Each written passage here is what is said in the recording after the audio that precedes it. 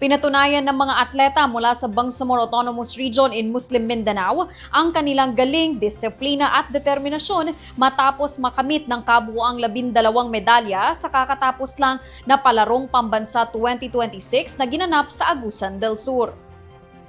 Bitbit ang karangalan para sa rehiyon na sungkit ng BARMM delegation ang 2 ginto, 3 silver at 7 bronze mula sa iba't ibang kategorya tulad ng regular sports, para games at demonstration sports. Nanguna sa regular sports si Algamidi Hamja na nag-uwi ng gintong medalya sa Pencak Silat. Humakot din ng medalya ang kuponan sa Para Games sa pamumuno ni Abdul Rahman Mutalib na nakakuha ng 3 medalya para sa swimming. Nagpamalas din ng husay ang mga atleta sa taekwondo, shot put, para athletics at karate do. Ipinaabot ng MBHTE at ng buong komunidad ng Bangsamoro ang kanilang pagbati at pagsaludo sa tagumpay ng mga kabataang atleta. Ayon sa kanila, ang tagumpay na ito ay patunay ng umuunlad na programa sa palakasan at potensyal ng kabataang Bangsamoro sa national competition.